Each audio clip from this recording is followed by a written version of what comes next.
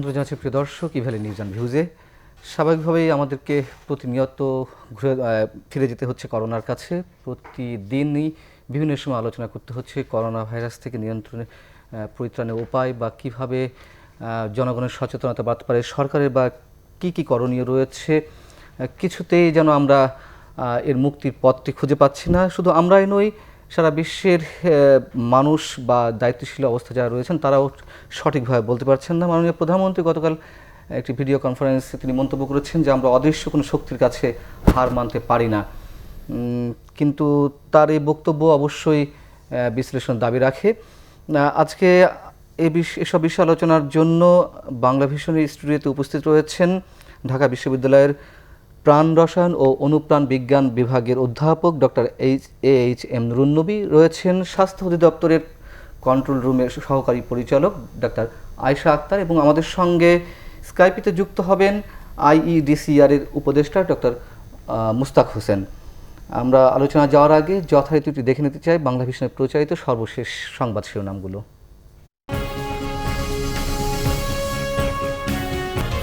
দেশের অগ্রযাত্রা থামিয়ে দিয়েছে করোনা, জানালেন প্রধানমন্ত্রী। বিশ্বব্যাপী দুর্ভিক্ষের শঙ্কা প্রকাশ।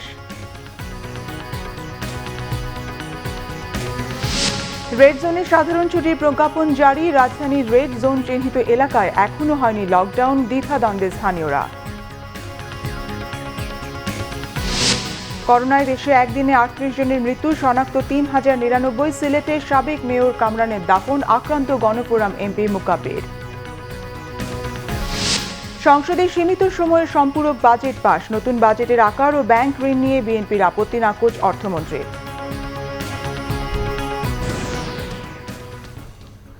আমরা আরেকবার একটু যথারীতি বাংলা ভিশনের বার্তা কক্ষ থেকে একটু ঘুরে আসতে চাই। সেখানে রয়েছেন আমাদের বার্তা সম্পাদক বদরুল আলম নাবিল। আমাদেরকে যদি একটু জানাতেন সর্বশেষ পরিস্থিতিটা অবশ্যই করোনা বিষয়ে। আচ্ছা, থ্যাংক ইউ পান্না ভাই।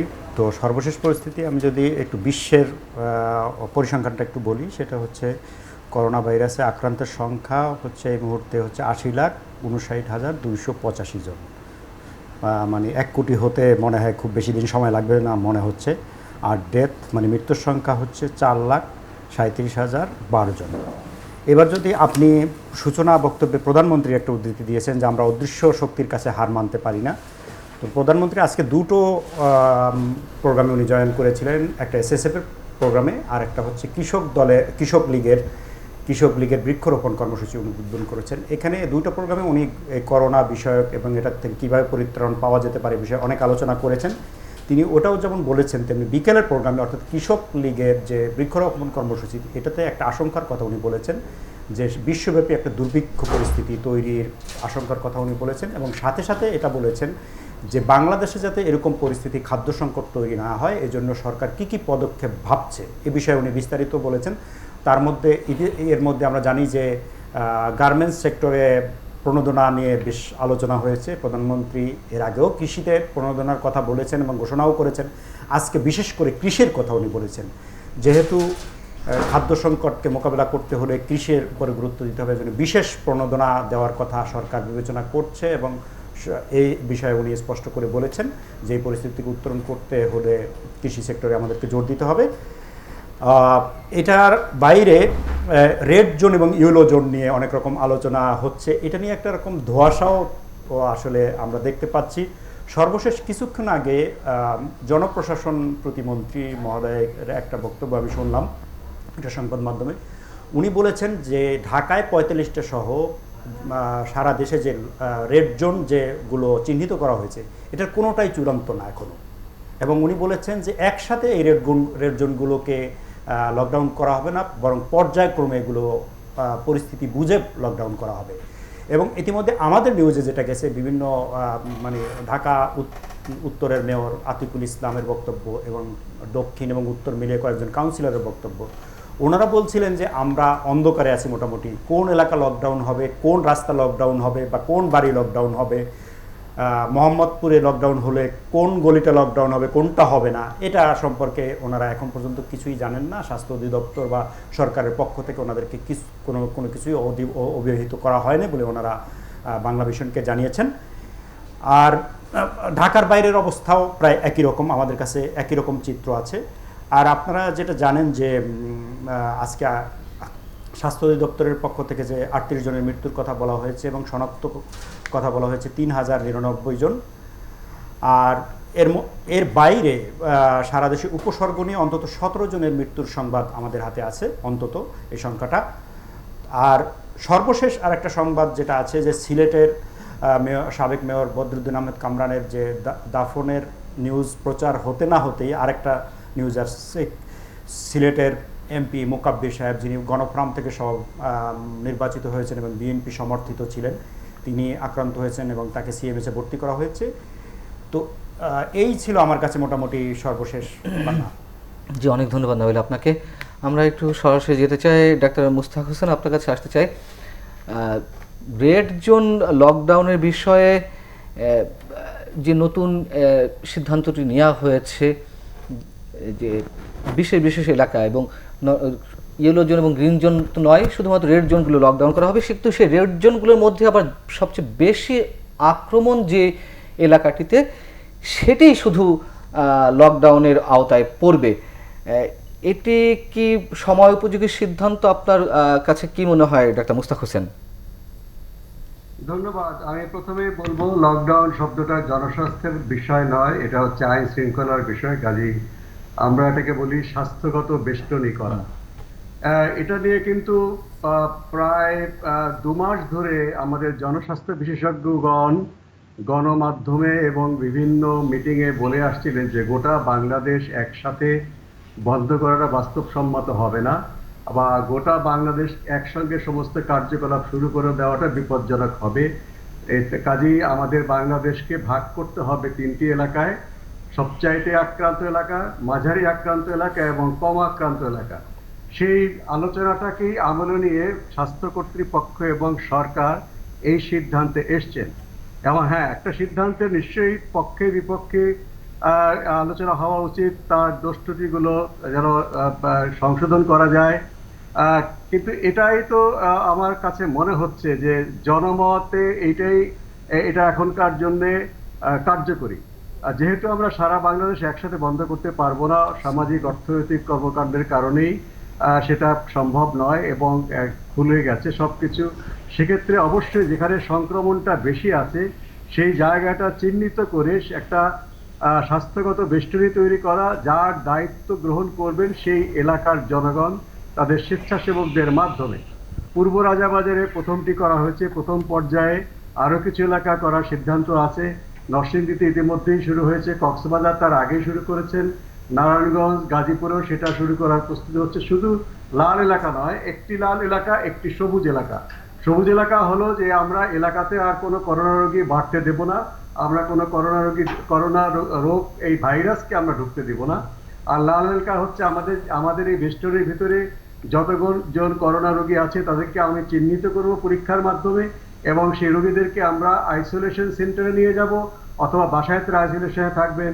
আমরা এখান থেকে লাল জোনটাকে আমরা হলুদ জোনে পরিণত করব, সেই উদ্দেশ্য নিয়ে কিন্তু এটা করা হচ্ছে। জি, ডাক্তার মুস্তাক হোসেন, আমার প্রশ্নটি ছিল, আপনি সব ঠিক আছে, আপনার বক্তব্যগুলো অবশ্যই খুব গুরুত্বপূর্ণ, কিন্তু আমার স্পেসিফিক প্রশ্ন ছিল যে এলাকাটি অবরুদ্ধ করে রাখা হবে, সেটি লকডাউন বলতে আইন শৃঙ্খলা রক্ষাকারী বাহিনীর ভাষা হোক আর যেটি হোক, মানে আমরা সাধারণ অর্থে যেটা বুঝে থাকি আর কি, মোহাম্মদপুর এলাকা বা কল্যাণপুর বা মিরপুর, এই এলাকাগুলো বা উত্তরা, এই এলাকাগুলো যেন আমরা খুব সিরিয়াস পর্যায়ে চলে গেছে, এইগুলোকে রেড জোন ঘোষণা করা হয়েছে। কিন্তু রেড জোন ঘোষণা করা হলেও ওই এলাকা, সম্পূর্ণ কল্যাণপুর এলাকা কিংবা সম্পূর্ণ উত্তরা এলাকাটি লকডাউনের আওতায় আসবে না। ওই এলাকাগুলোর মধ্যে আবার যেসব ক্ষুদ্র ক্ষুদ্র এলাকা সবচেয়ে বেশি সংক্রমিত, সেটিকে লকডাউনের আওতায় আনা হবে। এই সিদ্ধান্তটি অনেকেই প্রশ্ন যে এতে করে আরো বেশি কি ছড়ানোর আশঙ্কা রয়ে যায় কিনা। প্রথম কথা হচ্ছে যে রেড জোন ঘোষণা করা হয়েছে, আমি তো এটা জানি না, কোনো প্রজ্ঞাপন দেখিনি। এটা বিভিন্ন গণমাধ্যমে তারা অনুমান করছেন। আইডিসিআর এর ওয়েবসাইটে যে তথ্য আছে, ঢাকা সহ সারা বাংলাদেশে সর্বমোট রোগীর সংখ্যা দেখে তারা সেটা একটা অনুমান করেছেন। আচ্ছা, কিন্তু যেটা স্বাস্থ্য অধিদপ্তরের ওয়েবসাইটে রেড এলাকা ঘোষণা করার, লাল এলাকা ঘোষণা করার ক্রাইটেরিয়া হচ্ছে ঢাকা সিটি কর্পোরেশন এলাকা এবং চট্টগ্রাম সিটি কর্পোরেশন এলাকাতে প্রতি লক্ষে যদি 60 জন বা তার অধিক রোগী শনাক্ত থাকে, সেই বিষয়টি কিন্তু এখনো হিসাব নিকাশ হচ্ছে, কোনো কোনো এলাকার হিসাব নিকাশ চূড়ান্ত হয়েছে। আপনি ঠিকই বলেছেন যে আমি যদি উত্তরা বলি, তাহলে সেখানে আমাদের জিওগ্রাফিক্যাল ম্যাপিং করে দেখতে হবে যে উত্তরায় 1 লাখ জনসংখ্যার মধ্যে 60 জন রোগী সবচেয়ে বেশি কনসেন্ট্রেটেড কোন এলাকাতে আসে, সেই এলাকাকে ভৌগোলিকভাবে বেষ্টনী করার সুবিধা কোথায় আছে। আমি যদি এমন এলাকা বেছে নিই যেটা বেষ্টনী করাটা খুব দুরূহ, তাহলে সেটা কিন্তু কাজে দেবে না। কাজেই একদিকে বেষ্টনী আমাকে ভৌগোলিকভাবে বেষ্টনীটা দেখতে হবে। প্রথম শর্ত হচ্ছে সেই এলাকার মধ্যে রোগীরা এক জায়গায় আছে কিনা এবং সেখানকার সংক্রমণটা বেশি আছে কিনা। এই বিষয়ে কিন্তু স্বাধীনতা দেওয়া আছে সংশ্লিষ্ট এলাকার সিভিল সার্জনকে। ঢাকা মহানগরী, চট্টগ্রাম মহানগর শহর সিটি কর্পোরেশনে মেয়র মহোদয়গণ সিদ্ধান্ত দেবেন। তবে মেয়র মহোদয়গণ অপেক্ষা করছেন যে রোগতাত্ত্বিক তথ্য, যে পুরো থানা এলাকা বেষ্টনী করবার জন্য আমাদের কারিগরি পরামর্শক কমিটি প্রস্তাব দিয়েছিলেন যে ঢাকা শহর সহ বড় বড় শহরে যেখানে ঘনবসতি এলাকা, রাজাবাজারের মতো ছোট্ট একটা এলাকাকে বেষ্টনী করলে কার্যকর হবে কিনা, তারা পুরো থানা এলাকা করতে বলেছেন। সেই বিষয়ে কিন্তু আলোচনা চলছে যে সেটা করাটা কতটুকু বাস্তবসম্মত। কারণ আমাদের আইন শৃঙ্খলা রক্ষাকারী বাহিনী যেভাবে প্রয়োজন হবে, হয়তো এলাকাতে স্বেচ্ছাসেবকগণ তারা প্রস্তুত আছেন, তারা প্রস্তুতি নিচ্ছেন, ওয়ার্ড কাউন্সিলররা, সর্বস্তরের মানুষ এবং যারা এনজিওরা কাজ করছে তাদের সাথে মিলে স্বেচ্ছাসেবক তালিকা তৈরি করা হচ্ছে। কিন্তু অবশ্যই একটা ন্যূনতম সংখ্যা হলেও আইন শৃঙ্খলা রক্ষাকারী বাহিনী সেখানে প্রয়োজন হবে। কাজেই সেখানে পুলিশ বাহিনীও হিসাব করছেন যে ঢাকা শহরে কতটা এলাকায় কতজন তার দায়িত্ব পালন করবেন। এগুলো মিলেই কিন্তু একটা কার্যকরীভাবে আপনি যে প্রস্তাব দিচ্ছেন বা অন্য যারা পরামর্শ দিচ্ছেন, কারিগরি পরামর্শ কমিটি, এগুলো মিলিয়ে কিন্তু এলাকাটা নির্ধারণ করলে কার্যকর হবে, সেই বিষয়টা কিন্তু এখন হচ্ছে এবং অতি দ্রুতই এটা কিন্তু একসঙ্গে, ঠিকই বলেছেন যারা ফরহাদ হোসেন, যে একসঙ্গে সব ঘোষণা করা হবে না। যারাই এই বিষয়গুলো গুছিয়ে আনতে পারবেন তারা কিন্তু ঘোষণা করবেন। পর্যায়ক্রমে অতি অল্প সময়ের মধ্যে সারা বাংলাদেশকে আওতায় আনা হবে। প্রথম পর্যায়ে যেটা আমি বলেছি যে বড় বড় শহর যেখানে সংক্রমণটা সবচেয়ে বেশি, সেখানে লাল এলাকা এবং সবুজ এলাকা দুটো কিন্তু করা হবে। হলুদ এলাকা এই এখনকার মতো করার কথা আমি শুনিনি। এভাবে আমরা একটা ভালো উদাহরণ সৃষ্টি করতে পারলে সারা বাংলাদেশে স্বয়ংক্রিয়ভাবেই জেলাতে যারা আছেন বা বিভিন্ন সিটি কর্পোরেশন এলাকাতে আছেন, সেখানকার স্থানীয় সিভিল সার্জন স্থানীয় প্রশাসনের সহযোগিতায় এই বেষ্টনী বিষয়টি ঘোষণা করবেন এবং তার সেটা কার্যকরী করতে শুরু করবেন। আপনি থাকুন ডাক্তার মুস্তাক হোসেন, আমি আসবো আপনার কাছে আবারও। আমি ডাক্তার আশা আক্তার, যেটি ডাক্তার মুস্তাক হোসেন বলছিলেন যে এখনো পর্যন্ত ওই ধরনের কোনো সিদ্ধান্ত নেওয়া হয়নি, স্বাস্থ্য অধিদপ্তর ওয়েবসাইটে এরকম কিছু দেখা যায়নি। আসলে বিষয়টা কোন পর্যায়ে রয়েছে? ধন্যবাদ। এটা তো আসলে যে একটা চলমান প্রক্রিয়া।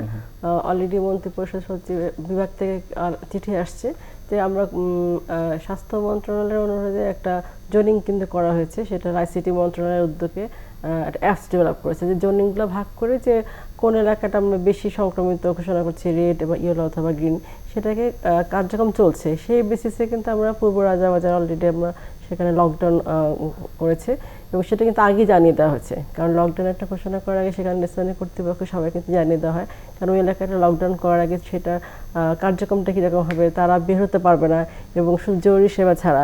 এবং সাথে যদি আমাদের বুথের দরকার পড়ে, সেখানে ভিতরে কিন্তু বুথ বসানো আছে এবং সীমিত আকারে ব্যাংকিং সেবা যা চালু করা সেগুলো কিন্তু চালু করা। রেড জোন মানেই হলো সেই এলাকা থেকে যে কেউ বের হতে পারবে না, ঢুকতে পারবে না এবং সাধারণ ছুটি ঘোষণা করা, যেটা হলো যে ঘোষণা করে 16 থেকে 21 দিনের মতো ঘোষণা করা, সেটা হলো রেড জোনের জন্য। তা আমরা যেগুলো হলো যে পর্যায়ক্রমে আমাদের প্রেস বিজ্ঞপ্তি আকারে কিন্তু স্বাস্থ্য অধিদপ্তর থেকে বের হয়েছে যে এই যে ঘোষণাটা করবে সেটা অধিদপ্তর থেকে 2018 সালের যে আইনটা আছে সেই আইনটা প্রয়োগ করে আমরা কোন কোন এলাকা হলে যে আমরা রেড জোন ঘোষণা করব সেটা হলো যে জানিয়ে দেওয়া হবে। প্লাস হলো প্রত্যেকটা জেলার সিভিল সার্জন তারা ডিসির সাথে আলোচনা করে, স্থানীয় কর্তৃপক্ষের সাথে আলোচনা করে ঠিক করবে যে তার এলাকা আক্রান্ত কীরকম। 1 লাখের মধ্যে যদি 30 জন আক্রান্ত, তার রেড জোন ঘোষণা করা হবে। সেভাবে সবাইকে কিন্তু দায়িত্ব বুঝিয়ে দেওয়া হয়েছে এবং একটা আমাদের ওয়েবসাইটে কিন্তু একটা গাইডলাইনও আছে। সেই গাইডলাইন অনুসারে তারা দেখবে যে সেটাকে রেড জোন ঘোষণা করবে কিনা।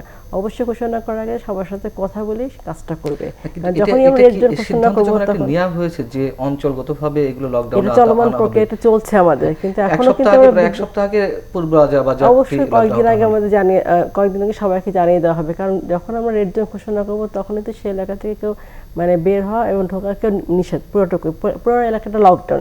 সেখানে খাদ্য ব্যবস্থাপনা সব কিছু করা থাকবে, সেখানে খাওয়ার ব্যবস্থা, তারপরে যারা থাকবেন তাদের সবকিছু নিশ্চয়তা করা, সবকিছু থাকবে। পূর্ব রাজাবাজার যখন লকডাউনের আওতায় আনা হলো তখন একটু আইডেন্টিফাইড হয়েছে বা আপনারা করেছেন যে কোন কোন এলাকা বেশি সংক্রমিত হচ্ছে। তার মধ্যে এখন যে এলাকাগুলোর কথা শোনা যাচ্ছে সেগুলোই তখনকার সময় শোনা গেছে আরো এক সপ্তাহ আগে। তো এক সপ্তাহ আগে পূর্ব রাজাবাজার শুরু হলো, এক সপ্তাহ পরে এসেও অন্য অঞ্চলগুলোতে শুরু করা গেল না, বা এখনো বলা হচ্ছে পর্যায়ক্রমে শুরু করা গেল না, হবে। সেটা না, আমাদের চলমান প্রক্রিয়া তো যেহেতু অলরেডি আপনারা এক জায়গায় করেছি তো সাকসেসফুল আমরা কেন করছি। আগে তো আমাদের যে অনেক এলাকা কিন্তু শুরুর দিকে যখন আমাদের 66 দিন বন্ধ ছিল, সরকারি সাধারণ ছুটি ঘোষণা করা হয়েছিল, এখন তো খুলে দেওয়া হয়েছে, তখনও কিন্তু অনেক উপজেলা, জেলা, আমার ঢাকার মধ্যে অনেক এলাকা কিন্তু লকডাউন ছিল। এবং শুরুর দিকে আমার হটস্পট হিসেবে ছিল তুলারবাগ, বাসাবো। তখন কি হলো, যখন এলাকাটাকে আমরা চিহ্নিত করলাম ভালো মতো এবং লকডাউন করা শুরু করলাম, তখন এলাকার লোকজন অনেক বেশি আওয়ার হলো এবং বারবার করে আইডিসের থেকে রিস্যাম্পল টেস্ট করাতে তারাও অনেক বেশি আওয়ার হওয়াতে অনেকটা কিন্তু সংখ্যাটা একদমই কমে আসছে। সেই অনুযায়ী কিন্তু এই কাজটা করা, যাতে ওই এলাকাটা কিন্তু ভালো মতো যাতে আমরা রেড জোন চিহ্নিত করে। তো উদাহরণ ছিল রাজধানীর মিরপুর এলাকার টুলারবাগ এবং শিবগঞ্জ, মাদারীপুরের শিবগঞ্জ, সেটা আলোকে এখন করা হচ্ছে। কেন্দ্র করে একটি এলাকাকে কেন্দ্র করে লকডাউন আওতা হয়েছিল এবং এই দুটি কিন্তু সফল হয়েছে। তো উদাহরণ রয়েছে, যে সফলতা উদাহরণ রয়েছে, তাহলে আমরা কেন অন্য জায়গায় আবারও একটা পরীক্ষামূলকভাবে শুরু করলাম শুধুমাত্র পূর্ব রাজাবাজার বা অন্যগুলো পর্যায়ক্রমে শুরু করব? এটা কেন পাইলট হিসেবে যে ওইটা কতটুকু কার্যকর করে? আসলে যে একটা এলাকা পুরোটুকু লকডাউন করে সেই এলাকার সমস্ত দায়িত্ব কিন্তু চলে আসে, সেখানে খাবার ব্যবস্থা থেকে শুরু করে সব কিন্তু করতে হবে। তো আমরা যেহেতু এখান থেকে কোন এলাকা আক্রান্তটা বেশি হচ্ছে, ছড়িয়ে পড়ছে বেশি, সেটাকে লকডাউন করলে তাহলে ওই এলাকাটা একদমই আলাদা করা থাকলো এবং সেই এলাকার সাথে আমরা তো আক্রান্ত হিসাব করে দিলাম যে কোন এলাকা অধিদপ্তর থেকে ঠিক করা হবে, কোন এলাকা রেড বা গ্রিন বা ইয়েলো আমরা মানে আইডেন্টিফাই করে দিচ্ছি।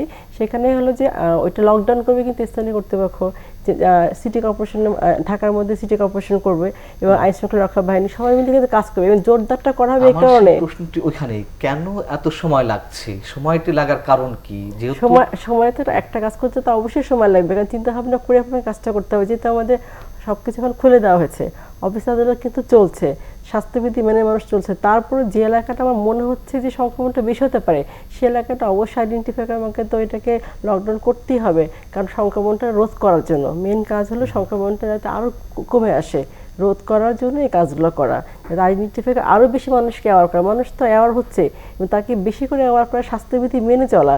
স্বাস্থ্যবিধি মেনে না চললে সংক্রমণটা তো আরও বেড়ে যাবে। উদ্দেশ্য একটাই, যাতে সংক্রমণটা যে কোনোভাবে আমরা কমানোর উদ্দেশ্যে এই কাজগুলো করা। আপনার কি মন্তব্য রয়েছে বিষয়ে?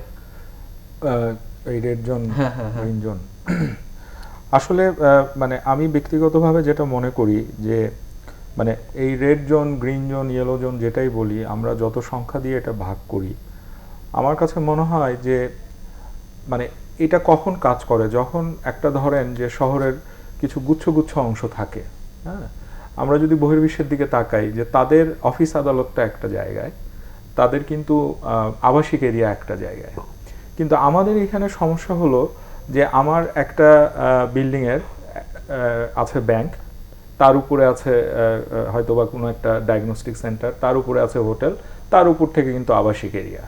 তো এই সমস্ত বিষয়গুলিকে নিয়ে আপনি যখন এরকম মানে একটা জোনকে ভাগ করবেন, ধরেন আমি যদি বলি যে ধানমন্ডি 6 নম্বর রোড, এটা হলো একদম মোস্টলি এফেক্টেড, এখানে আমার রেড, এখান থেকে কেউ বেরোতে পারবে না।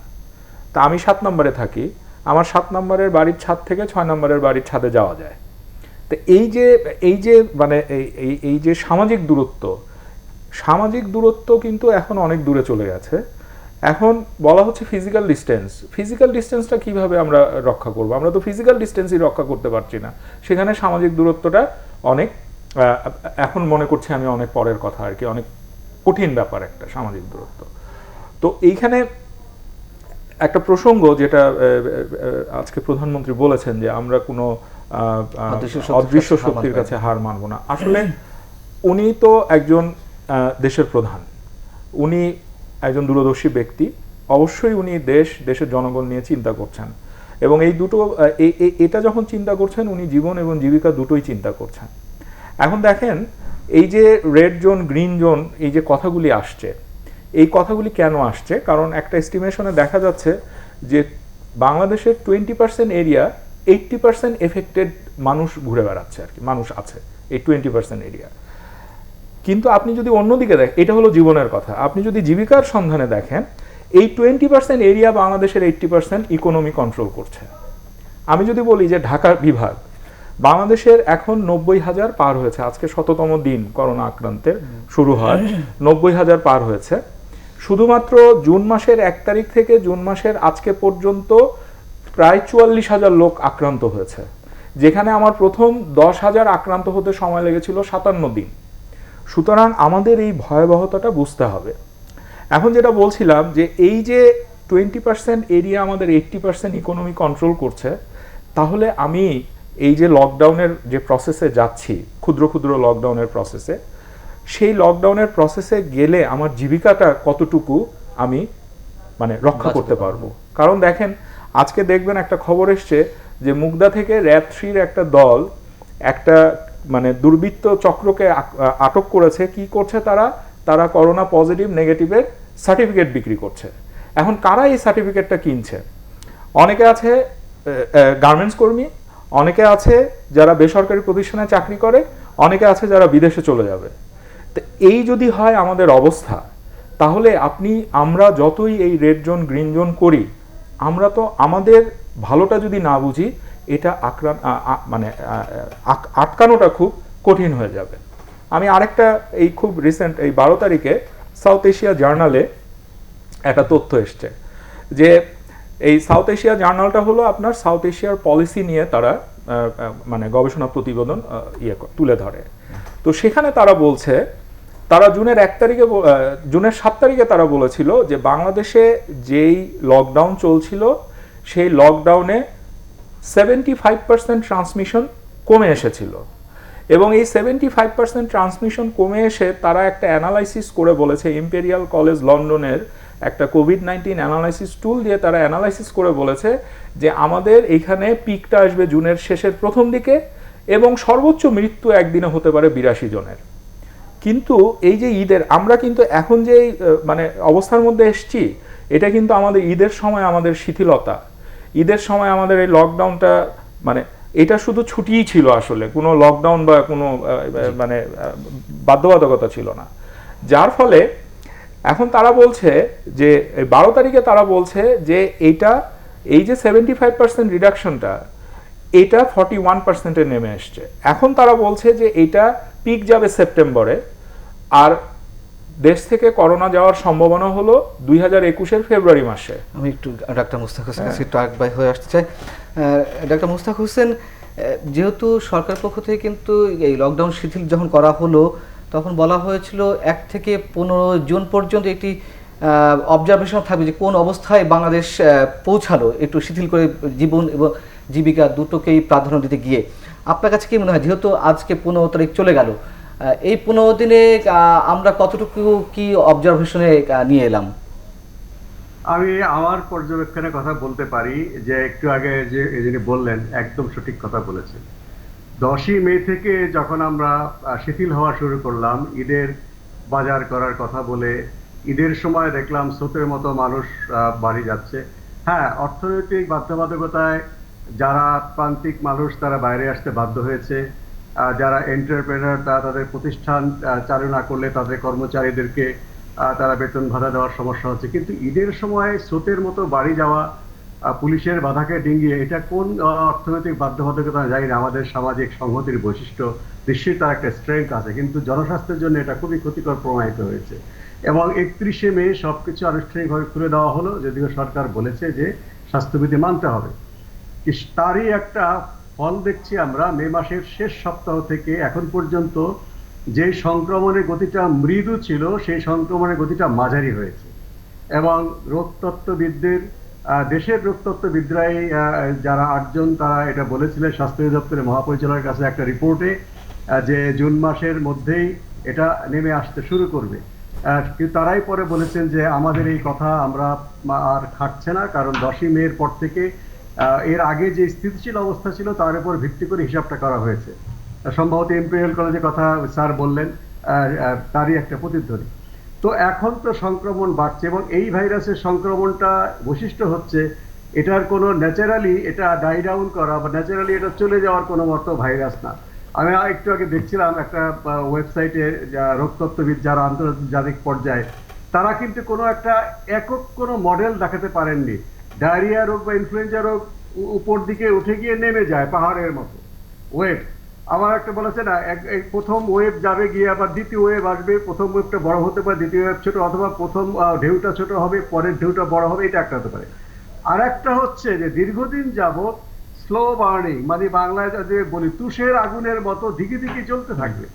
অর্থাৎ এটা মানে যদি আমরা না কমাই, এবং আমাদের এখানে এখন আমাদের এটা একটা বলতে পারেন যে সময় পাচ্ছি যে হঠাৎ করে সংক্রমণটা খাড়া উপর দিকে উঠে যায়নি এখনো পর্যন্ত, কিন্তু আশঙ্কা যেভাবে নিউ ইয়র্ক শহরে মানে এর আগে মার্কিন যুক্তরাষ্ট্রের পশ্চিম তীরে সংক্রমণ যেভাবে হচ্ছিল, ওয়াশিংটন রাজ্যে আমি নিউ ইয়র্ক বিষয়ে আপনি খুব ভালো একটা প্রসঙ্গ তুলেছেন। আমি নিউ ইয়র্ক প্রসঙ্গটা নিয়ে আসবো, আপনার কাছে ফিরবো একটা ছোট্ট বিরতির পরে। আমাদের সঙ্গেই থাকুন। আরেকবার স্বাগত ইভ্যালি নিউজ অ্যান্ড ভিউজে।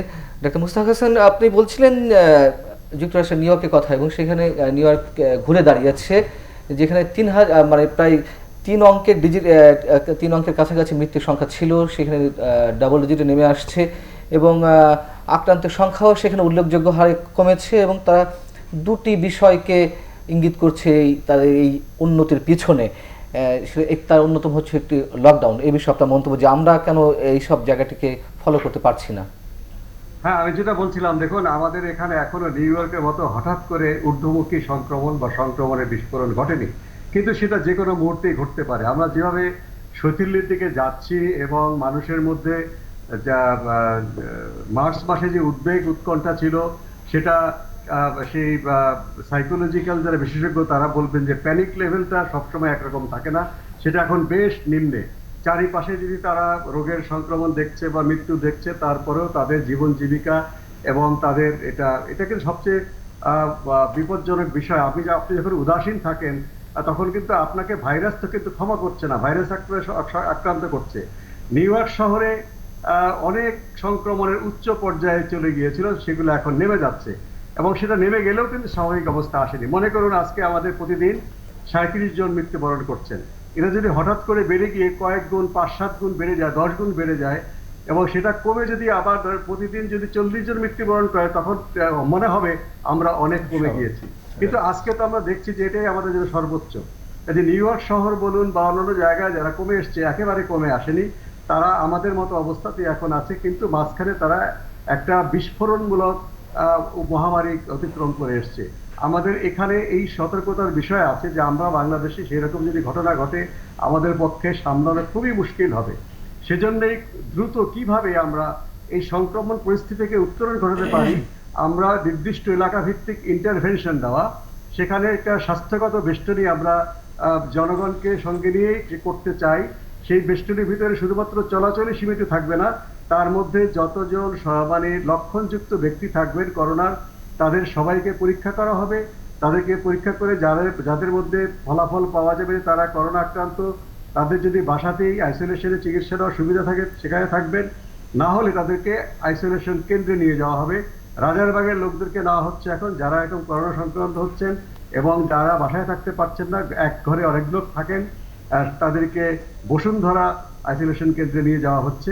এভাবে প্রত্যেকটা চিহ্নিত এলাকা থেকে যদি আমরা রোগী শনাক্ত করে সংক্রমণের উৎসগুলোকে আমরা আলাদা করতে পারি, তাহলেই কেবলমাত্র আমাদের এখানে সংক্রমণের সংখ্যাটা কমে আসবে, আমরা সংক্রমণের গ্রাফটা নিম্নগামী করতে পারবো।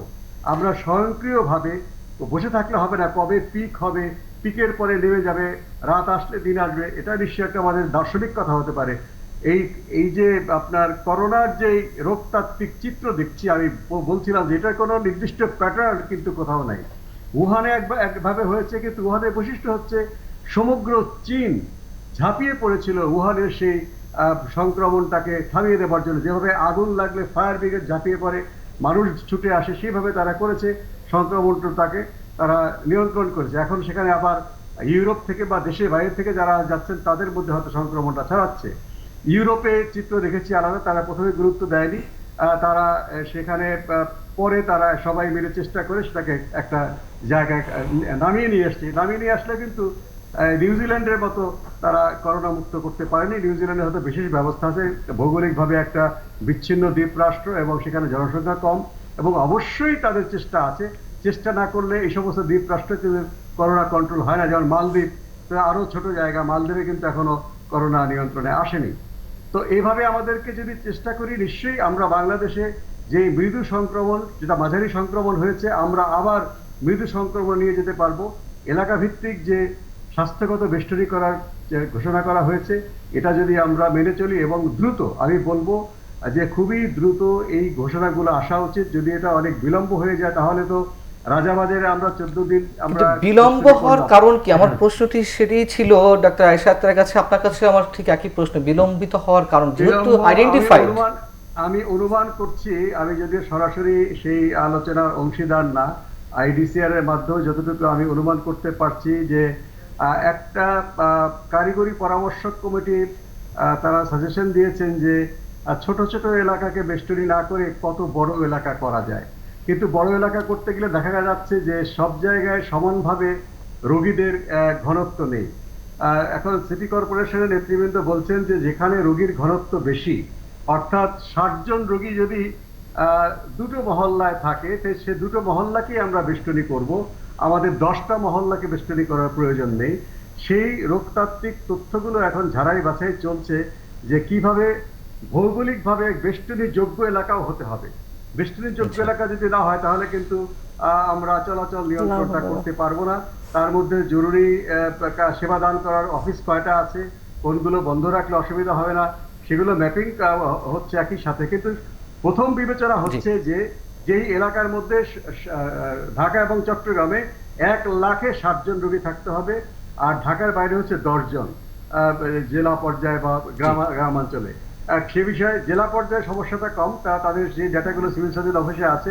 শহরাঞ্চলে এলাকা ভিত্তিক যে ডাটা একটু সমস্যা হচ্ছে যে যখন রোগী হাসপাতালে ভর্তি হয়েছে ঠিকানা লিখেছে ঢাকা, ঢাকা নাম বা বাবার নাম, ঠিকানা কিন্তু পরিপূর্ণভাবে লেখেন। অথবা তিনি অচেতন ছিলেন, তাকে অন্য একজন নিয়ে এসছে, ঠিকানা লেখার সময় কোন ঠিকানা লিখবেন, আবার ঠিকানা লিখলে তার বাসাটা লকডাউন হয়ে যাবে কিনা।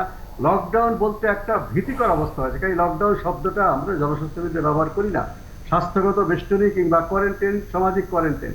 এই লকডাউনের ভীতির কারণে অনেকে তার পরিচয়টা লুকিয়ে, তার নামও ঠিক মতো লিখছে না, তার টেলিফোন নম্বরও ঠিক নেই। টেলিফোন করে জিজ্ঞেস করা হবে আপনার বাসার পূর্ণ ঠিকানা বলুন, আমরা একটা ম্যাপিং করবো, তারা ঘাবড়ে যাচ্ছে। জি, ডাক্তার মোস্তাক হোসেন, আপনার কাছে আমার শেষ প্রশ্ন, একটু যদি বলতেন, যেহেতু করোনা ভাইরাস নিয়ন্ত্রণের জন্য সরকারের পক্ষ থেকেও অনেক ধরনের উদ্যোগ নেওয়া হয়েছে, এটা সত্য কথা, যেমন তেমনি একই সাথে সত্য কথা সমন্বয়হীনতা এবং সিদ্ধান্তহীনতার একটি বিষয় ছিল, পাশাপাশি জনগণের মধ্যেও অসচেতনতার একটি বড় বিষয় ছিল, যার কারণে যতগুলো সিদ্ধান্ত নেওয়া হয়েছে বা পদক্ষেপ নেওয়া হয়েছে তার কোনোটি শতভাগ সফল হয়নি, এ কথা আমরা স্পষ্টভাবে বলতে পারি। এখন যে সিরিয়াস মোমেন্ট, এখানে এসে যে ব্যবস্থাটি নেওয়া হয়েছে আপনার ভাষায়, যে বেষ্টনী যেটি বলছেন আর কি, ইন্টারভেনশনের কথা, সেটিও যদি সফল না হয় অথবা না হওয়ার আশঙ্কা রয়েছে কিনা আপনার মতে, যদি সফল না হয় সেক্ষেত্রে আর কোনো ব্যবস্থা আমাদের সামনে খোলা রয়েছে কিনা একজন জনস্বাস্থ্যবিদ হিসেবে আপনার বিশেষজ্ঞ মতামত? হ্যাঁ, যখন প্রথমে টোলারবাগ এবং মাদারীপুরের শিবচরে এই স্বাস্থ্যগত বেষ্টনী করে সফল হয়েছে, তখন কিন্তু মানুষের মধ্যে একটা উদ্বেগ আতঙ্ক ছিল, তারাও চাইছিল এরকম একটা ব্যবস্থা হোক।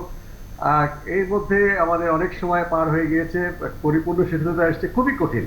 কিন্তু কাজটা কঠিন হলে অসম্ভব না। মানুষকে যদি আমরা জাগিয়ে তুলতে পারি যে আপনার স্বাস্থ্য আপনার হাতে, এবং এখানে জনসম্পৃক্ত যে মডেলটা টোলারবাগে ছিল সেটাকেই ফিরিয়ে আনা হয়েছে, যে স্থানীয় জনপ্রতিনিধি, সরকারি সংগঠন, বেসরকারি সংগঠন, বিভিন্ন এনজিও এবং স্বেচ্ছাসেবকরা মিলে এটি কার্যকরী করবেন। এখন আমরা যদি আমাদের নিজেদের স্বাস্থ্য সম্পর্কে সচেতন থাকি, আমাদের জীবন সম্পর্কে সচেতন থাকি, নিশ্চয়ই এটি আমাদের সফল করতে হবে। তবে এটাই কোনো শেষ কথা নয়। যদি এর পরীক্ষা নিরীক্ষা বা এটা সফলতা ব্যর্থতা আমাদের মূল্যায়ন করে নতুন কোনো পদক্ষেপে যেতে হয়, অভিজ্ঞতার ভিত্তিতে আমরা অবশ্যই যাব। থেমে থাকলে চলবে না। অদৃশ্য শক্তির বিরুদ্ধে লড়াই নিশ্চয়ই আমরা করবো, যেটা দৃশ্য হোক বা অদৃশ্য হোক, মানুষ তার জীবনের প্রয়োজনে তার পথ খুঁজে নেয়। এবং বাংলাদেশ অতীতে এরকম অনেক প্রাকৃতিক দুর্যোগকে মোকাবেলা করেছি, মহামারীকে মোকাবেলা করেছি। আমাদের তো পরাজিত হলে চলবে না, মাননীয় প্রধানমন্ত্রীর ভাষায় আমাদেরকে সামনে এগোতে হবে। কাজে আসলে আমরা এটা সফল করি, ব্যর্থতার কথা পরে, নিশ্চয়ই আমাদের সফল করতে হবে এবং অভিজ্ঞতার ভিত্তিতে আমরা আরো কার্যকরী পদক্ষেপে ভবিষ্যতে যাব। অনেক ধন্যবাদ ডাক্তার মুস্তাক হোসেন আমাদের সঙ্গে যুক্ত হওয়ার জন্য। ডাক্তার এস এম মুরব্বী, স্বাস্থ্য অধিদপ্তর তারা বিশ্ব স্বাস্থ্য সংস্থাকে ফলো করছে, খুব স্বাভাবিকভাবেই তাদের তো দায়িত্ব সেটি। বিশ্ব স্বাস্থ্য সংস্থা কিন্তু শুরু থেকেই, আমি যদি জনগণের সচেতনতার কথা বলি কিংবা জনগণের উপরে যারা রয়েছেন, দায়িত্বশীল পর্যায়ে যারা রয়েছেন, সরকারি পর্যায়ে রয়েছেন, বা আমি আইডিসির কথা বলতে পারি, যেমন বিশ্ব স্বাস্থ্য সংস্থা যখন বললো যে মাস্ক সবার জন্য প্রযোজ্য না, মাস্ক শুধু তাদের জন্য প্রযোজ্য যারা করোনা আক্রান্ত রোগীর সরাসরি সংস্পর্শে যাবেন বা ট্রিটমেন্টের কাজে থাকবেন। ঠিক একইভাবে বলা হচ্ছিল হাইড্রোক্লোরোকুইন, যেটি হাইড্রোক্সিক্লোরোকুইন, সেটি কার্যকর, মানে এটা একেবারে অ্যাভয়েড করলেন তারা, যে এগুলো ফেক কথাবার্তা, এগুলোর আসলে কোনো বৈজ্ঞানিক ভিত্তি নেই। পরবর্তী আবার দেখা যাচ্ছে তাদের ওয়েবসাইট থেকে এই বিষয়ে তথ্যপত্র আমরা আমাদের এখন আর চোখে পড়ে না। এই ধরনের ধোঁয়াশার মধ্যে থাকার কারণ কি? এই প্রসঙ্গে যাওয়ার আগে আমি একটু যদি এই যে নিউ ইয়র্কের যে প্রসঙ্গটা আপনি এবং ডক্টর মুস্তাক যেটা শেয়ার করলেন, আমি এখানে উনি নিউ ইয়র্কের কথা বলেছেন, ইউরোপের কথা বলেছেন, নিউজিল্যান্ডের কথা বলেছেন, আমি অত দূরে যাব না। আমি শুধুমাত্র যে একটু এশিয়া মহাদেশে থাকতে চাই। আপনি যদি এশিয়া মহাদেশের কিছু দেশকে অ্যানালাইসিস করেন, আপনি থাইল্যান্ড, কম্বোডিয়া, ভিয়েতনাম, মালয়েশিয়া, এই 4টা দেশের কথা আমি বলি, খুব সংক্ষেপে আমি বলবো। দেখেন, উহানে যখন এটা শুরু হলো তখন কিন্তু তাদের একটা বাৎসরিক ছুটি ছিল। হ্যাঁ, বাৎসরিক ছুটি থাকার কারণে প্রচুর পর্যটক থাইল্যান্ডে আসে উহান থেকে। তো থাইল্যান্ড কিন্তু প্রথম থেকে এটা সতর্ক হয়েছে এবং থাইল্যান্ড প্রথম থেকে 10 লক্ষ ওদের গ্রামীণ স্বাস্থ্যকর্মীকে প্রস্তুত রেখেছিল এটা মোকাবেলা করার জন্য। এবং আজকে এটার ফল তারা পেয়েছে। তাদের থাইল্যান্ডে মাত্র মারা গিয়েছে মনে 58 জন, আমি যদি ভুল না করি। ঠিক একইভাবে মালয়েশিয়া ডিসেম্বর মাসে তারা ঠিক করেছে, তাদের কর্মপরিকল্পনা করেছে স্বাস্থ্যসেবা খাতে কোথায় কি দুর্বলতা আছে এবং এটাকে মোকাবেলা করার জন্য আমার কি কি পদক্ষেপ নিতে হবে। তারা ডিসেম্বর মাসে এটা পদক্ষেপ নেওয়া শুরু করেছে এবং তাদের মালয়েশিয়াতে মারা গেছে 120 জন। ভিয়েতনাম আমি বারবার বলি যে এটা একটা রোল মডেল এবং এটা মানে পৃথিবীর কয়েকটা দেশের মধ্যে প্রথম দেশ যারা লকডাউন করেছিল 3 মাস, তাদের দেশে একটা লোকও মারা যায়নি। কম্বোডিয়ার মতো দেশ তারা 2900 স্বাস্থ্যকর্মীকে পুরো জানুয়ারি এবং ফেব্রুয়ারি মাস পর্যন্ত তারা ট্রেনিং দিয়েছে কিভাবে এই কোভিড-19 মানে আক্রান্ত রোগীর সাথে তারা কাজ করবে। আপনি আজকে টিআইবির রিপোর্টটা দেখেন। টিআইবির রিপোর্ট বলেছে যে বাংলাদেশের শতকরা 86% নার্স জানেই না বা তারা কোনো মানে ট্রেনিংই পাননি যে এই কোভিড-19 পেশেন্টকে তারা কিভাবে ডিল করবেন, তাদেরকে কিভাবে সেবা দিবেন। তো এই যে আমাদের যে দীর্ঘসূত্রিতা, আজকে যদি আমি ডিসেম্বরের 31 তারিখে প্রথম প্রকাশ করেছে ওয়ার্ল্ড হেলথ অর্গানাইজেশন, আজকে হলো জুনের 15 তারিখ, আমার 6.5 মাস চলে গেল। এই 6.5 মাসে আমরা আসলে এখনো যদি আমরা এই চিন্তা ভাবনার মধ্যে থাকি, আমরা যদি এখনো বলি যে এইটা একটা মডেল, এই মডেলটা আমরা ট্রাই করব, এই মডেল না হলে আরেকটা মডেল আমরা করব, তাহলে আমি যেটা বলছি যে আমাদের যে গাণিতিক যে প্রেডিকশন, যে ধারণা, সেটাই কিন্তু সত্যি হবে। কিন্তু আসলে আমরা এটা সত্যি করতে চাই না, আমরা ওই ভয়াবহ পর্যায়ে যেতে চাই না। এখন এই যে লকডাউনের, যখন বসুন্ধরার এই যে 2000 একটা মানে কনভেনশন সেন্টারে 2000-এর যে বেডের ব্যবস্থা করা হলো, কেন আমাদের ঢাকা শহরে কি আর হোটেল নাই? ঢাকা শহরে আর কোনো কমিউনিটি সেন্টার নাই? এটা কি আমরা রেডি করতে পারতাম না? আমাদের যারা রোগী হচ্ছে, যারা আক্রান্ত হচ্ছে, তাদেরকে কি এখানে আমরা নিয়ে যেতে পারতাম না? তারা নিজ উদ্যোগে এগিয়ে আসছে বিধায় ওটাকে করা হয়েছে। অবশ্যই। তাহলে দেখেন, এখন আরেকটা কথা হচ্ছে যে মানুষ দিতে ভয় পাচ্ছে ঠিকানা। কেন দিবে? আমরা প্রথমেই ঠিক করলাম কি, আমরা প্রত্যেক বাড়িতে লাল পতাকা ঝুলাই দিলাম, আমরা পুলিশ পাঠালাম এনাদেরকে ধরতে। তো এটা তো ভয়, একটা ভীতির সঞ্চার হচ্ছে, সামাজিকভাবে হেয় প্রতিপন্ন হচ্ছে। তো এই জিনিসগুলি প্রথম থেকে এই 6 মাসে আমরা এখনো ঠিক করতে পারিনি। এখন এটা কবে ঠিক করতে পারবো? কারণ সিদ্ধান্ত তো ওনাদেরকেই নিতে হবে, সিদ্ধান্ত ওনাদের হাতে। এটাও যেমন সত্যি, আবার পাশাপাশি এটাও সত্যি যে আমাদেরকে কিন্তু সচেতন হতে হবে। আবারও বলি, টিআইবি রিপোর্টে বলেছে যে লকডাউন চলেছে 66 দিন, এর 97.7% মানুষ এটা আমরা ফলো করি। আমি এই বিষয়টা, আমি যে প্রশ্নটা আপনার কাছে করেছিলাম ওই প্রশ্নটা আসবো, তার আগে এই প্রসঙ্গে একটু ডাক্তার এই মানে এই মহামারীতে অন্তত আমাদের দেশে যেভাবে মানে আপনার পেশার লোকজন আক্রান্ত হচ্ছেন, সামনে সারির যোদ্ধা আমরা যাদেরকে বলছি, যোদ্ধা ঠিকই বলছি, সেই যোদ্ধাদেরকে আগে একেবারে মৃত্যু মুখে ঠেলে দেওয়া হচ্ছে কারণে অকারণে বা যেভাবেই হোক। এবং যেটি অধ্যাপক নুরুন নবী বলেন, টিআইবি রিপোর্টে যেটা আসছে যে 86% নার্স জানেই না যে কিভাবে এটি মানে এটিকে মোকাবেলা করতে হবে, লোকেদের সেবা দিতে হবে। এবং এটাও একটি গণমাধ্যমে আজকেই আসছে যে কিভাবে সরঞ্জামাদি ইউজ করতে হবে, কিভাবে পিপি ইউজ করতে হবে, কিভাবে মাস্ক ইউজ করতে হবে, সেই বিষয়টিও শুধু নার্স নয়, যারা স্বাস্থ্যকর্মী রয়েছেন আপনাদের মতো চিকিৎসক থেকে শুরু করে আর যারা রয়েছেন তাদেরকেও এই বিষয়ে কোনো ট্রেনিং দেওয়া হয়নি। এই বিচ্যুতিগুলো তো সত্য, যদি সেই বিষয়ে আপনাকে জানতে চাওয়া হয়। ঠিক আছে, শুরুতে কোনো কোশ্চেন আনসার দিনে যে উনি ভিয়েতনামের কথা বলছেন বা থাইল্যান্ডের কথা বলছেন, তো সেখানে আমি যদি তাই হয় ডেভেলপ কান্ট্রি যেখানে আপনার আমেরিকার মতো জায়গা, ইউরোপের মতো জায়গা, ইতালির মতো জায়গায়, তাহলে কিভাবে এত ছড়াচ্ছে? সেখানে হলো যে ওয়ার্ল্ডওয়াইড স্বাস্থ্যকর্মীদের আক্রান্তের সংখ্যা হচ্ছে সেটা ঠিক আছে 2.5%, আর আমাদের দেশে স্বাস্থ্যকর্মীদের আক্রান্তের সংখ্যা হচ্ছে 4%। আমাকে শেষ করতে দেন যে সবসময় একটা কথা আসে সমন্বয়হীনতা শুরু থেকে।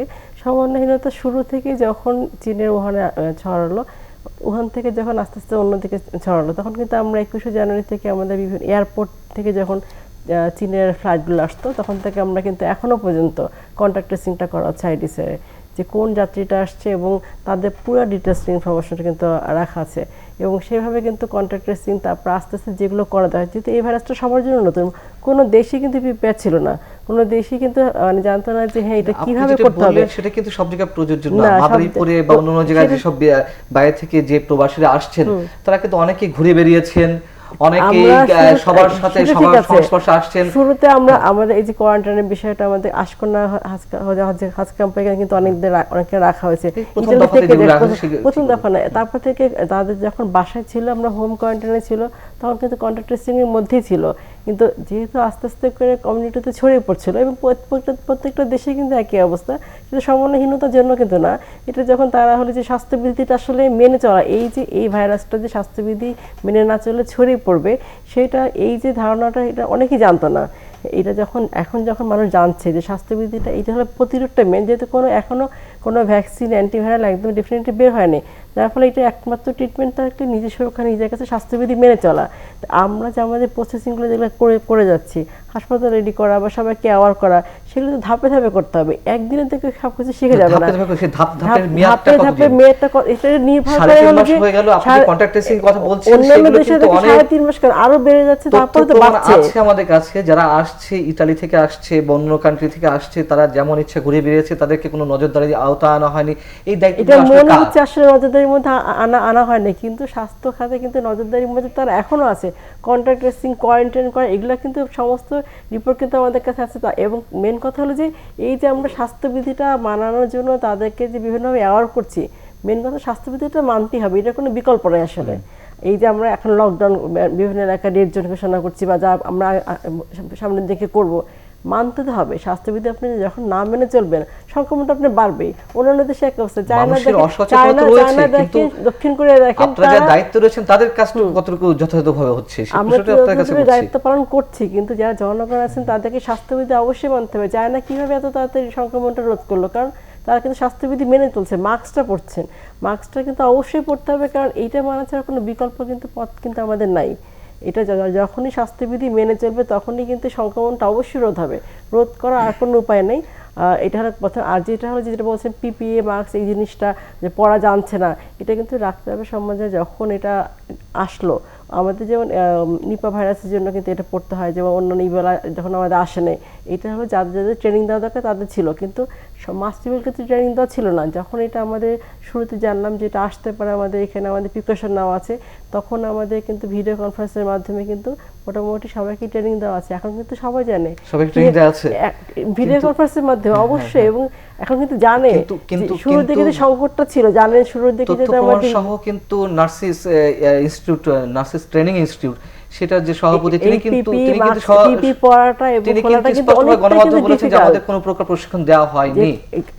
কিভাবে মানে একদম সামনাসামনি হ্যান্ড টু হ্যান্ড দেওয়ার উপায় নেই, কারণ তখন তো অলরেডি সবকিছু বন্ধ করা, সরকারি ছুটি ছিল, যার ফলে ভিডিও কনফারেন্সের মাধ্যমে কিন্তু দেওয়া হয়েছে এবং তারা কিন্তু পড়েছে, যেহেতু ফ্রন্টলাইন যোদ্ধারা তারা কিন্তু সরাসরি সংস্পর্শে আসছে ডাক্তারদের, মানে রোগীদের সংস্পর্শে আসছে, তারা তো আক্রান্ত হচ্ছে। প্রত্যেকটা দেশে কিন্তু দেখবে যে আপনারা যারা এই যে প্রত্যেকটা দেশে আক্রান্ত হচ্ছে সত্য কথা, কিন্তু আমাদের সেই দেশেও সব হচ্ছে। দেশে ওয়ার্ল্ড ওয়াইড যদি আক্রান্তের সংখ্যা আমি ধরি, স্বাস্থ্যকর্মীদের আক্রান্তের সংখ্যা 2.5%, আর আমাদের দেশে 4%। সেটা হলো যে ওয়ার্ল্ড ওয়াইড সব জায়গায় কিন্তু যারা একদম সরাসরি সংস্পর্শে আসছে তারা বেশি আক্রান্ত হচ্ছে। ডক্টর আয়েশার সাথে একটু যুক্ত করি, যেটা হলো যে উনি মানে ইউএস এর কথা, মানে আমেরিকার কথা এবং ইউরোপের কথা বলছেন যে ওখানে আক্রান্ত হয়েছেন। দেখেন, এই দুটো অঞ্চলের কিন্তু সম্পূর্ণ দুটো ভিন্ন চিত্র। একটা হলো ইউরোপের মানুষ অবজ্ঞার কারণে, মানে অবহেলার কারণে, বা মানে আমাদের যে পরিস্থিতি এখন, যে আমরা কিছুটা ওই যে আমি বারবার বলি যে আমরা আইন মানবো না, আইন না মানলেই আমি বড় হয়ে যাই, আমি শক্তিশালী হয়ে যাই। ওদের ওইখানেও এই ধারণাটা পোষণ করার জন্য ইউরোপে এই এফেক্টটা এরকম হয়েছে, ইম্প্যাক্টটা এরকম হয়েছে। কিন্তু আপনি যদি আমেরিকায় দেখেন, ওখানে কিন্তু আমি মনে করি ব্যক্তিগতভাবে যে একজন দূরদর্শী নেতার অভাবে এরকম হয়েছে। ট্রাম্প কিন্তু একবার বলেছে যে this is a Chinese virus, একদম সে জাস্ট এটাকে মানে উনি একদম উড়িয়ে দিয়েছেন যে এটা it's not coming to America আর কি। হ্যাঁ, তার ধারণা ছিল এটা। তারপরে আপনি জানেন যে এই মাঝখানে যখন নিউ ইয়র্কে এবং গোটা আমেরিকা জুড়ে যখন এই প্রাদুর্ভাবটা এরকম বাড়লো এবং মৃত্যুহার এরকম বেড়ে গেল, 3 অঙ্কে পৌঁছে গেল, তখন একটা সংবাদ সম্মেলনে তাকে জিজ্ঞাসা করা হয়েছিল। তখনও উনি উত্তর দিয়েছেন, ask the Chinese or ask the Chinese people or ask Chinese prime minister.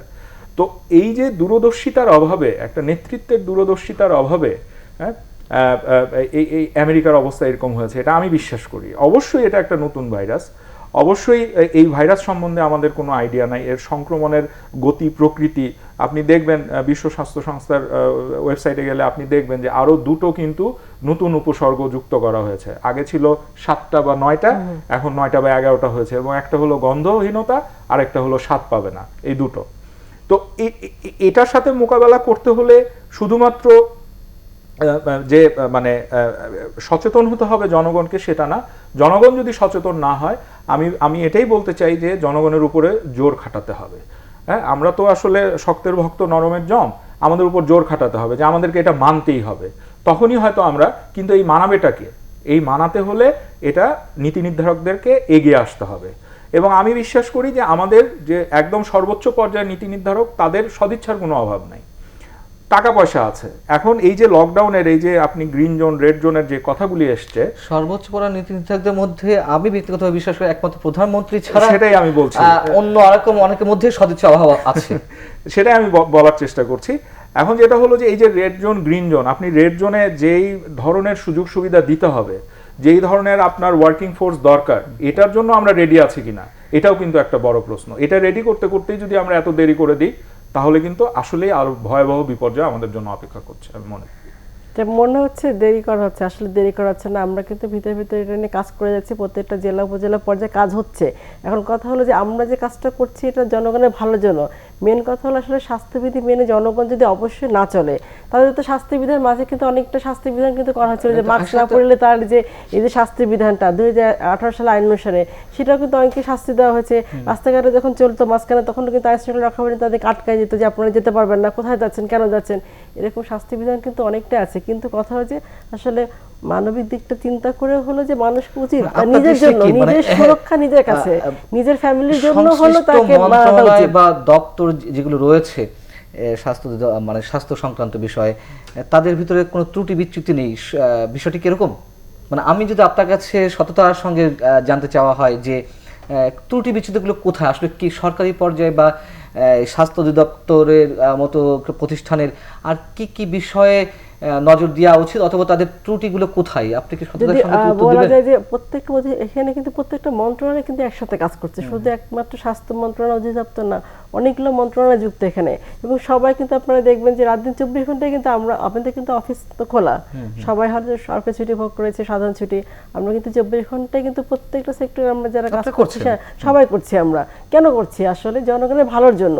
জনগণ যখন এটা বুঝবে যে তাদের ভালোর জন্য কিন্তু কাজটা করা, এই যে রাত 24 ঘন্টা জনগণের অসচেতনতা, এই যে এত বেশি সংক্রমণ জন্য জনগণের অসচেতনতা দেয়। প্রথমে হলো তো না বুঝাটা, প্রথমে যেটা জানি না এটা কি ভাইরাস, কেন মানবো, এটা এই তো প্রথমে এক ধরনের তো ছিল যে এটা হয়তো না মানলে কিছু হবে না, মাস্কটা না পরলে কিছু হবে না, হাতটা না ধরে কি হবে।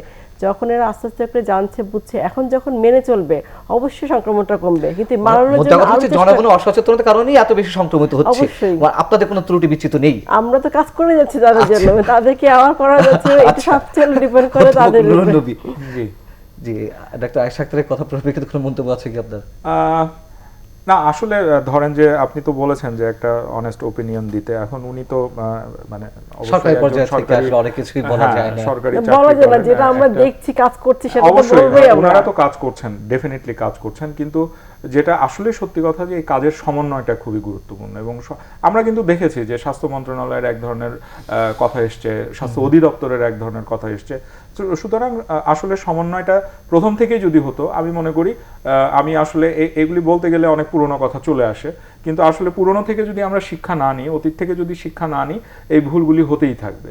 এবং প্রথম থেকে যদি আমাদের প্রবাসী কল্যাণ মন্ত্রণালয়, আমাদের স্বরাষ্ট্র মন্ত্রণালয়, পররাষ্ট্র মন্ত্রণালয়, এদের যদি সমন্বয় থাকতো, আমি তো বারবার এটাও বলি যে এই যে উহান থেকে যখন প্রথম একটা চীন থেকে আমাদের যে 300 কতজন আসলো, যাদেরকে আশকোনায় রাখা হলো, এই আশকোনায় রেখে কত সুন্দরভাবে তাদেরকে কোয়ারেন্টিনে রেখে সবাই হলো যে তাদের কেউই আক্রান্ত না, এটাই আমাদের একটু মনে হয় ক্ষতি করে ফেলেছে। ওইখানে আমরা উদাসীন হয়ে গিয়েছি যে আমাদের এখানে আসবে না। এরপরে যখন ইউরোপ থেকে আসা শুরু করলো, সেখানে কিছু ত্রুটি বিচ্যুতি অবশ্যই হয়েছে, এবং এইটা হিসাব তো প্রবাসী কল্যাণ মন্ত্রণালয় বলেন, পররাষ্ট্র মন্ত্রণালয় বলেন, স্বরাষ্ট্র মন্ত্রণালয় বলেন, এটা একটা হিসাব আছে যে প্রতিদিন 15,000 প্রবাসী আমাদের বাংলাদেশের এয়ারপোর্ট ইউজ করে।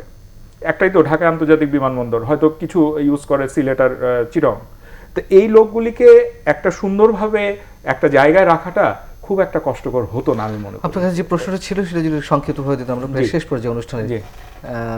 বিশ্ব স্বাস্থ্য সংস্থার বিষয় এবং আইডিসির বিষয়, এটা আসলে মানে এটা আমি নিজেও একটু কনফিউজড, কারণ তারা একবার বলল যে হাইড্রোক্সিক্লোরোকুইনোনের কথা, যখন প্রেসিডেন্ট ট্রাম্প এটা নিয়ে অনেক মন্তব্য করলেন, এটার অ্যাডভোকেসি করলেন, উনি নিজেও মনে হয় এটাই খেয়েছেন বলছিলেন। তো এটা নিয়ে এরপরে আসলে আসলো যে এটা যারা বিশেষ করে হার্টের অসুখ যাদের আছে তাদের জন্য এটা ক্ষতিকারক, এটা ইটস ট্রু।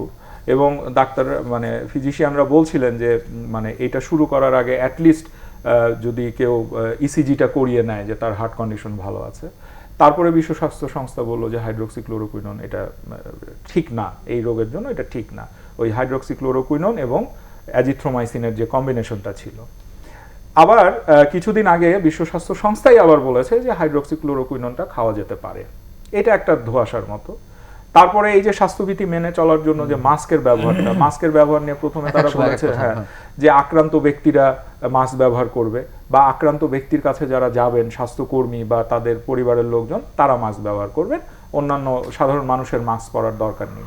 কিন্তু ইদানিংকালে কিন্তু বলা হচ্ছে যে ইভেন বাড়ির মধ্যেও মাস্ক পরে ব্যবহার চললে মানে এটা সেফ, এটা সুরক্ষা দিবে। কেন? এখন কিন্তু ওই কমিউনিটি ট্রান্সমিশন থেকে বের হয়ে আমরা কিন্তু ফ্যামিলি ট্রান্সমিশনে চলে গেছি। অর্থাৎ পরিবারে, আমাদের তো পরিবারের লোক সংখ্যা অনুযায়ী আমাদের থাকার যে মানে অ্যাকোমোডেশনের যে অবস্থা, সেখানে এই পরিবারের পারিবারিক ট্রান্সমিশনটা কিন্তু এখন অনেক হচ্ছে। সুতরাং এটাও বলা হচ্ছে এখন যে বাসায় থেকে যদি মাস্কটা ব্যবহার করা হয়, সেখানে নিরাপদে থাকা যাবে। সো এগুলি আসলে বাসা থেকে যদি মাস্কই পরতে হয় তাহলে 3 ফুট দূরত্বও থাকতে হবে অবশ্যই। ওই জন্য আমি প্রথমে বলেছি যে আপনার সোশ্যাল ডিস্টেন্স অনেক দূরে, ফিজিক্যাল ডিস্টেন্সই তো রাখা সম্ভব না। জি, অনেক ধন্যবাদ অধ্যাপক নুরুন নবী, ধন্যবাদ ডাক্তার আয়েশা আক্তার, আপনাকেও। দর্শক, শেষ করছি। এই ছিল আজকের আলোচনা। ভালো থাকুন, শুভরাত্রি।